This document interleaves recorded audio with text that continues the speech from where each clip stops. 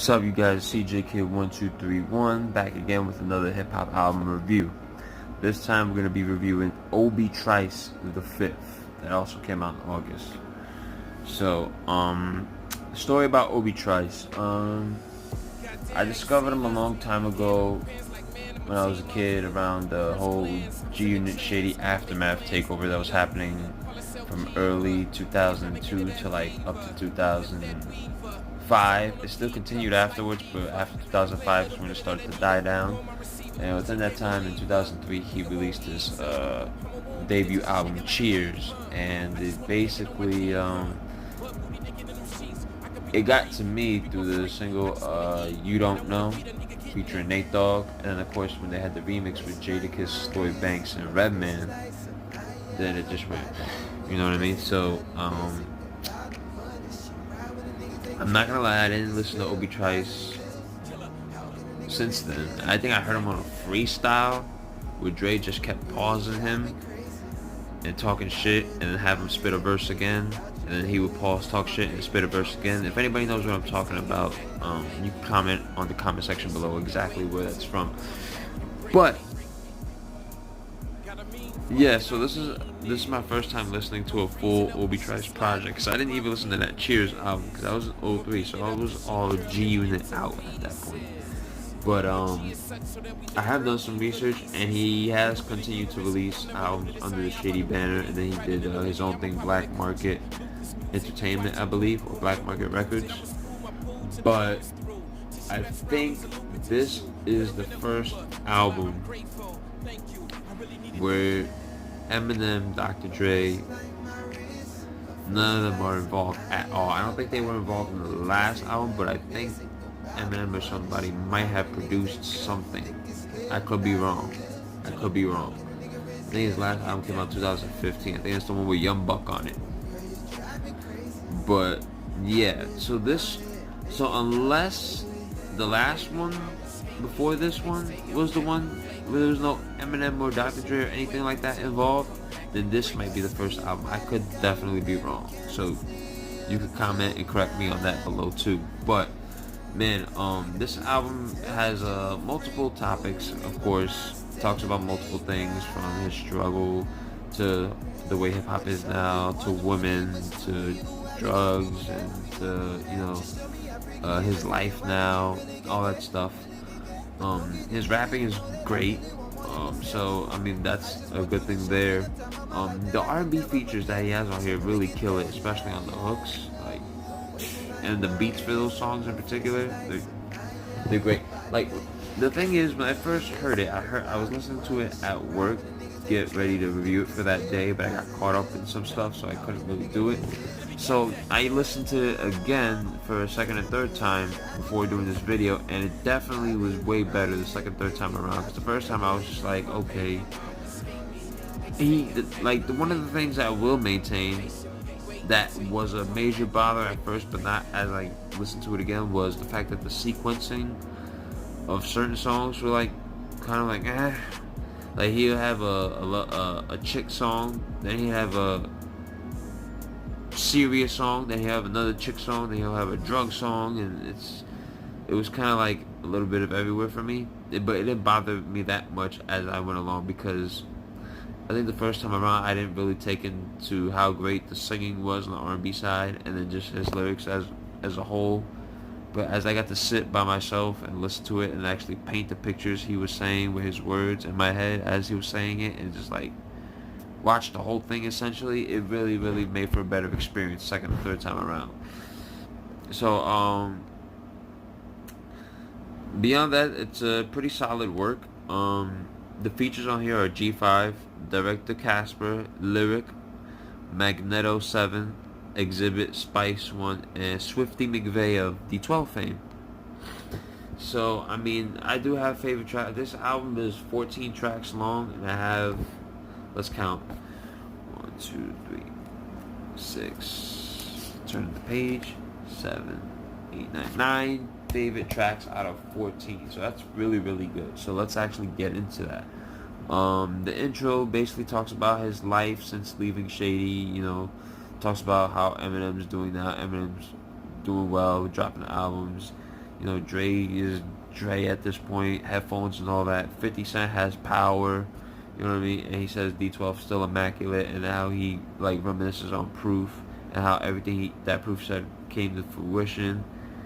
And you know, he also talks about he talks to the youth of today to take chances, bet on yourself.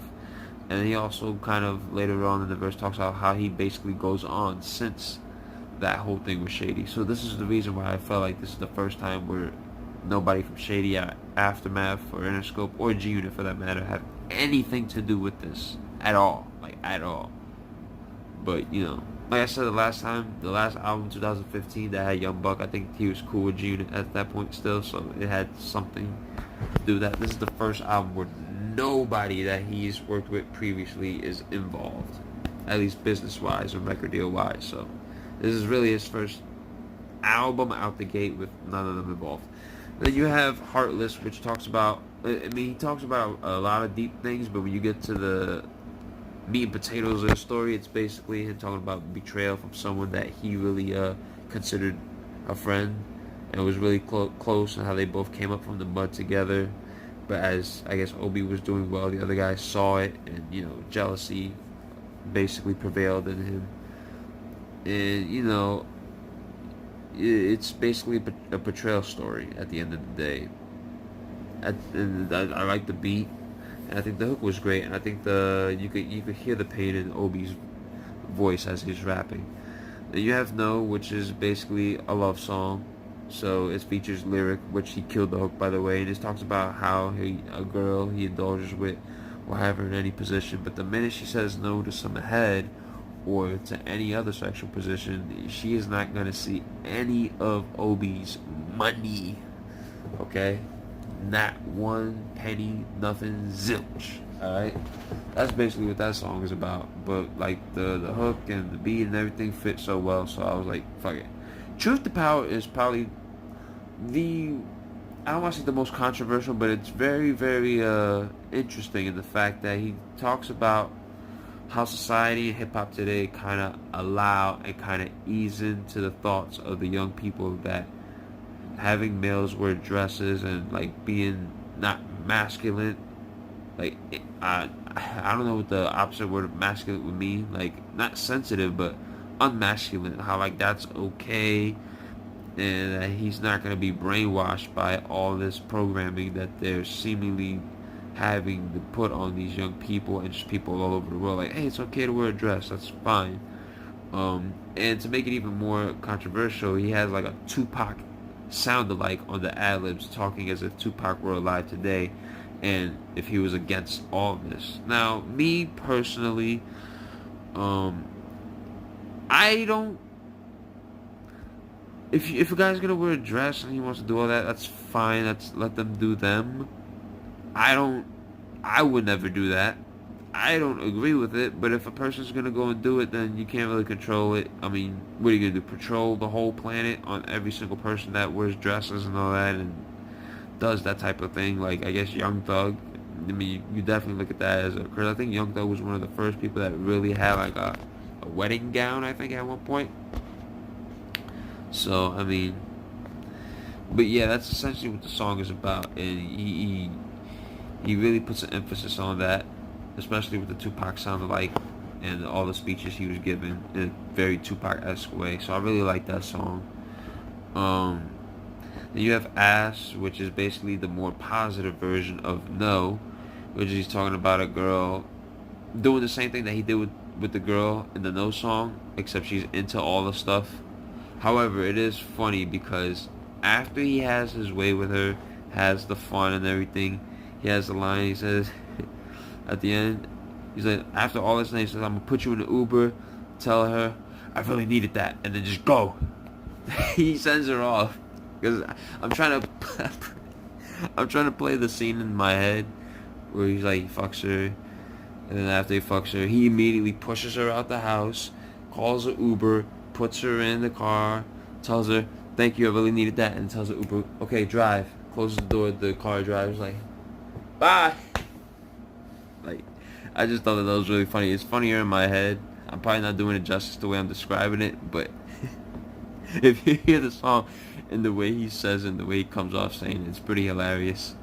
It's like, thank you, I really needed that.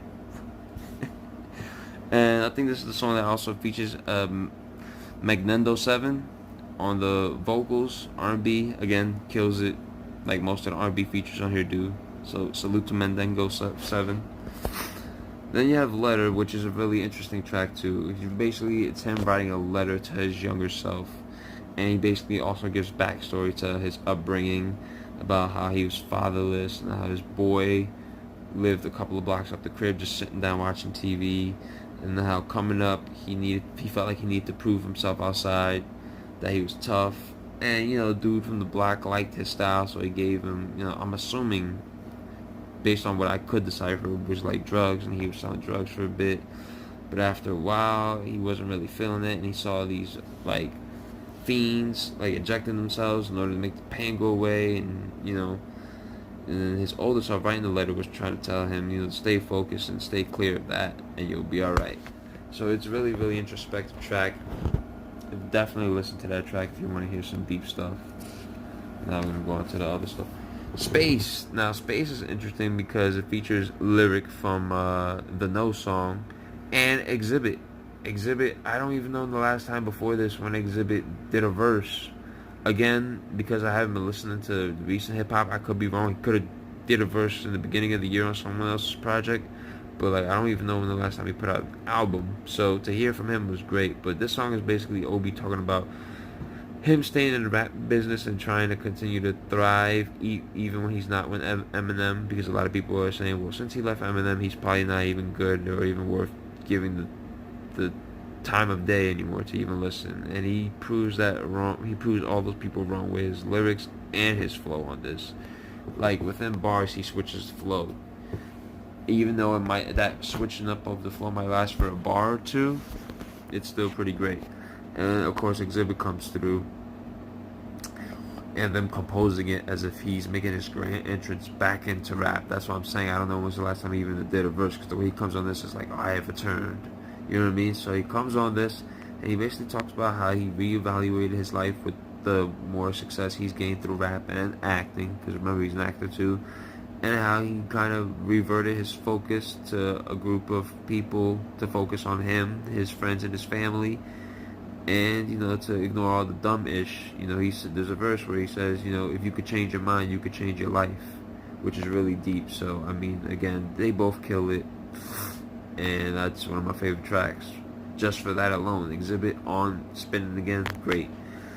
183rd and Deuce, or 183rd plus Deuce, is basically Obie, Spice One, and Swifty McFan of D12 fame. They basically just come through with the lyrical gun, drug bars, and they take no shorts on this. Everybody comes with it. I mean, and I don't even think the hook is like almost integrated into the verses too. Like you don't even tell it's a hook unless you catch it when it's being said. Like that's the best way I can describe it. And yeah, they all do their thing, and I thought it was dope. So there's that. And then finally the last track. The last track I like because it matches the vibe of the first track, which is the intro. So to me, it made for a perfect outro on that alone. But then he also basically talks about, because SMR still stands for social media remedial, and he basically talks about all the things in the first verse, that he had to do as a youngin because he had no choice. You know what I mean? Like he had to be involved in the streets, learn about it, probably dabble in a little bit of selling drugs because that's what he needed to do to survive and kind of make it through. And he compares that to the kids doing it now and entering that lifestyle now only because it'd get them some views, some clicks, all for social media purposes, putting things on social media that shouldn't, or that has always, in the code of the streets, always been remained to keep secret in between a few people that are even involved in that lifestyle. But the kids nowadays will put all of it on the internet just so they can get some attention. And I think I don't even know if the Tekashi 6ix9ine trial started as far as it being put out that he was putting the business of other rappers out there and all that. I don't even know if that started, because I think that information was recent in this album, even though it came out in August. The recording process must have been a while ago, because he does say something to the effect of, on the stand talking to police, and he dismisses that immediately, like idiot or something like that. And I don't know if he intentionally might have been taking a shot at Tekashi 6ix9ine. Maybe he might have. But if not, then just ignore that. But I'm just saying, when I thought of that, the first person, you can't help but think of Tekashi 6ix9ine after hearing that specific line, just because of what's going on with him now. And that's pretty much all the favorite tracks I like off the album. And all around, the album is pretty solid. Again, besides a few sequencings issues, personal issues, and just like certain songs that I think were great, but just okay in comparison to my favorite tracks. I think this album was really, really solid work. I enjoyed it. It's not like super, but it's still great. It's just a great, amazing album. Not everything has to be classic or astounding. Like, this could be just an amazing album. And the rating that I'm gonna give it is a 4 out of 5. It's a great album, great stuff, great material, and it shows that Obie Trice is still capable of putting together an amazing body of work, even now without the help of Eminem, Dre, 50 Cent, anybody that you probably have known him from dealing with before.